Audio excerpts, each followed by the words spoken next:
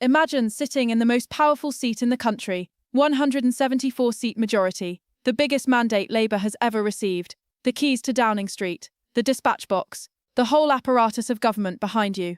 And then imagine standing at that dispatch box while the leader of the opposition reads out what your own ministers are saying about you behind your back. Not what the Conservatives think of you, not what Reform UK thinks of you, what your own cabinet, your own backbenchers, the people who are supposed to stand behind you, defend you, campaign for you, and follow your lead, the people whose entire political future depends on yours, those people, briefing journalists, going on the record anonymously, telling the Financial Times, not some fringe blog, not a hostile outlet, the Financial Times, that what is happening in this government right now is extraordinarily bad, that it is worth rolling the dice on a new leader. And Kemi Badenoch read every word of it out loud, in Parliament, to his face. That is what happened. And Starmer had no answer, not because the quotes were wrong, not because Kemi had fabricated them, or misrepresented them, or taken them out of context, because they were real, published, verified, words that people inside his own government said to journalists, because they no longer believed it was worth protecting him. This is not a government managing difficult challenges with steady leadership. This is a Prime Minister who has lost the room, not the opposition room, his own room. And the moment Kemi Badenoch stood up and read those quotes out loud in the House of Commons, the entire country got to watch it happen in real time. Subscribe to this channel right now. What you are about to hear is the full picture of how Starmer lost authority over his own party, what his ministers are actually saying about him, and what Kemi Badenoch did in that chamber that no amount of official spin can undo.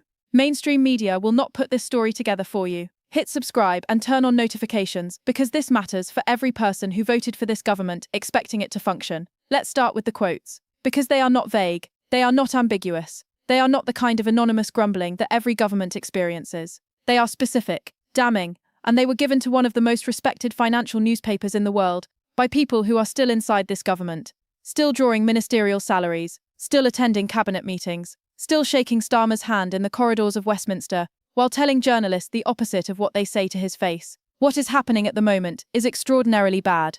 Those are not words from a backbencher with a grudge. That is not someone who has been overlooked for promotion or passed over for a committee. That is a senior Labour figure describing their own government. In those words, extraordinarily bad, not challenging, not difficult, not the kind of thing every government faces.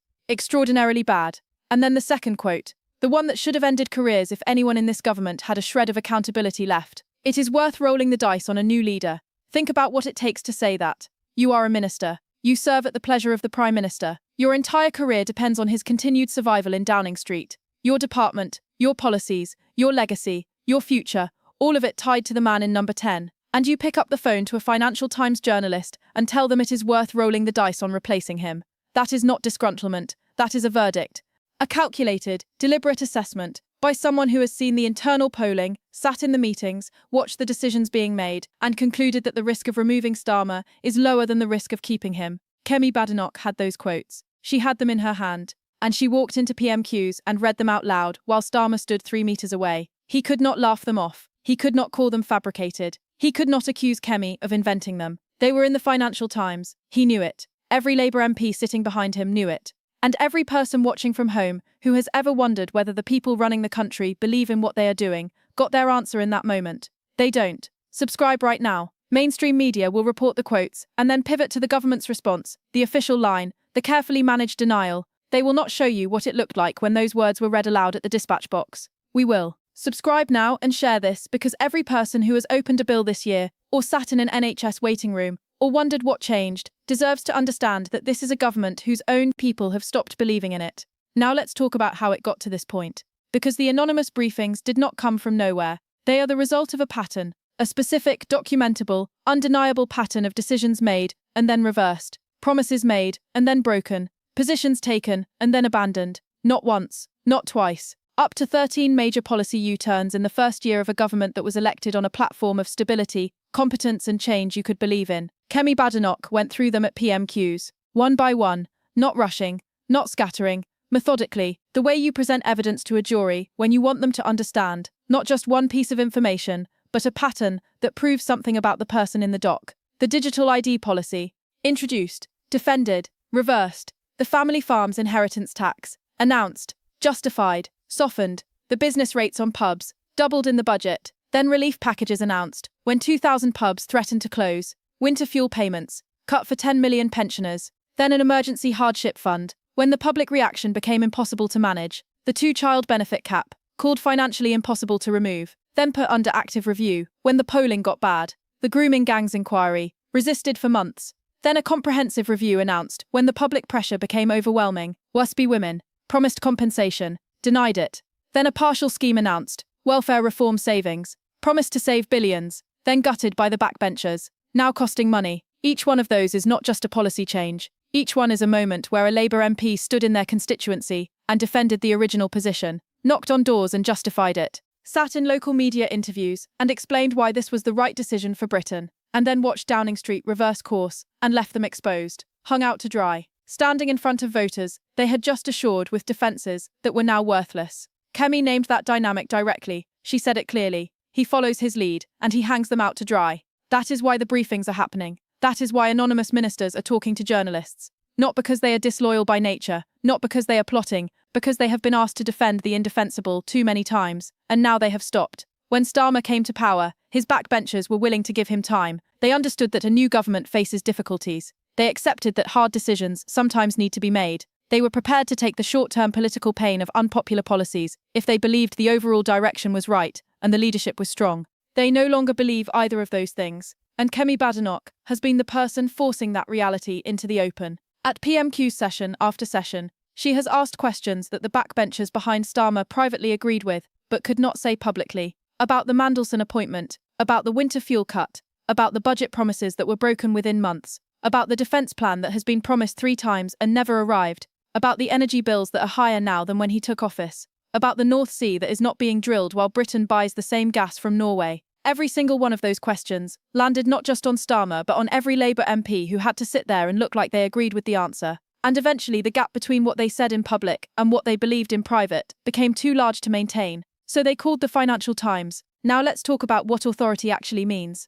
Because this is the part that your 50-plus audience understands better than any political commentator.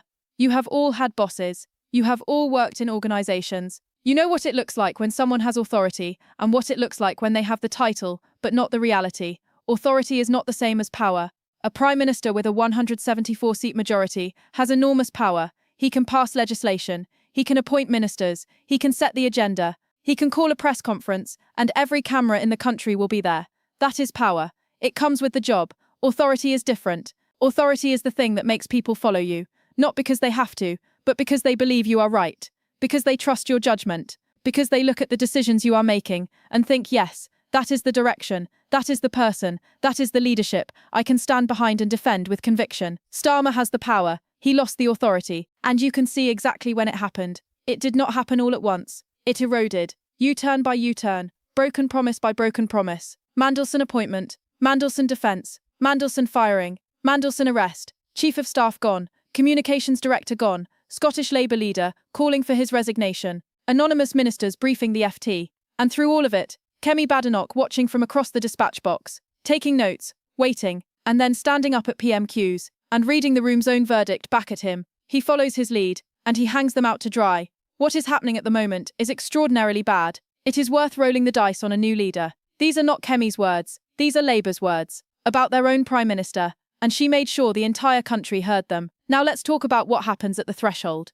because this is the part that Starmer's allies are most afraid of, and that mainstream media consistently underreports. To trigger a formal Labour leadership challenge, 80 Labour MPs need to submit letters of no confidence. Not a small number, 80, that is a high bar, and right now the public count is nowhere near it. But the anonymous briefings are not a precursor to formal rebellion. They are something more dangerous. They are a signal that the protective instinct, the thing that makes MPs defend their leader even when they have private doubts, has switched off. When ministers stop protecting, when they start briefing, the dynamic of a parliamentary party changes fundamentally. Other MPs read those quotes. They look at their own seat. They look at their own polling. They look at the local election results coming in May. They look at reform leading nationally, and the Conservatives recovering, and Labour's majority looking less like a foundation and more like borrowed time. And they make a calculation that has nothing to do with loyalty and everything to do with survival. Kemi Badenoch is accelerating that calculation by forcing it into the open. Every PMQ session, where she reads out those quotes, where she walks through the U-turns, where she demonstrates that the Labour backbenchers sitting behind Starmer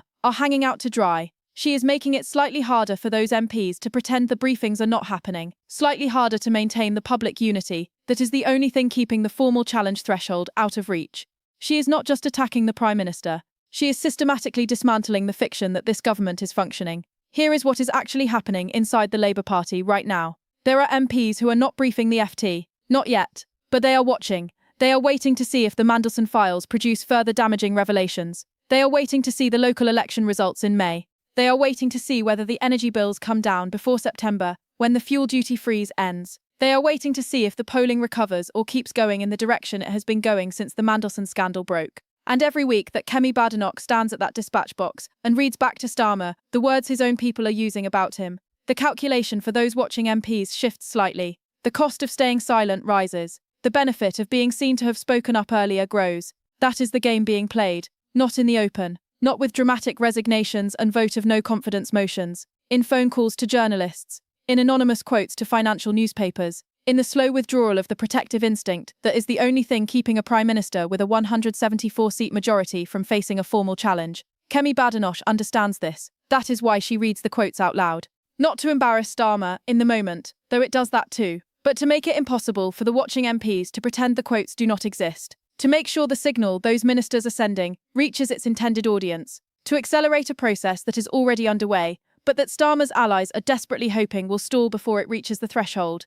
It will not stall, and here is why. The problems are not going away. The energy bills are not coming down on the timeline that was promised. The Mandelson files are still being released. The ethics investigation is ongoing. The May local elections are coming, and the polling is catastrophic. The fuel duty decision arrives in September, and there is no good answer. The defence plan has been promised 3 times and still does not exist. The North Sea is still not being drilled, while Britain imports gas from Norway. Every one of those issues is a fresh round of questions at PMQs. Every PMQs is another opportunity for Kemi Badenoch to stand up and demonstrate that this Prime Minister cannot account for the decisions his government has made. And every demonstration makes the briefings more likely, the anonymous quotes more damaging, and the formal threshold of 80 MPs slightly more reachable. He has the majority, he has the title, he has the power, but the authority is gone. His own ministers said so, to the Financial Times, and Kemi Badenoch made sure he heard it. Share this video with everyone who is watching this government and wondering why nothing feels stable. Share it with everyone who voted for competent leadership and is watching a Prime Minister being briefed against by his own cabinet. Share it with everyone who deserves to understand that what is happening in Westminster right now is not normal political turbulence. It is a government that has stopped believing in itself. And the only person making that visible, the only person forcing it into the open, is standing on the opposite side of that chamber, reading the truth back at him every single week. Mainstream media will give you the official version, the strong and united cabinet, the government getting on with the job, the spokesperson insisting the Prime Minister has full confidence and the support of his colleagues. We will give you what was actually said. Subscribe now, because the gap between what this government says about itself and what it actually believes has never been wider, and someone needs to keep pointing at it. Kemi is pointing. Are you watching?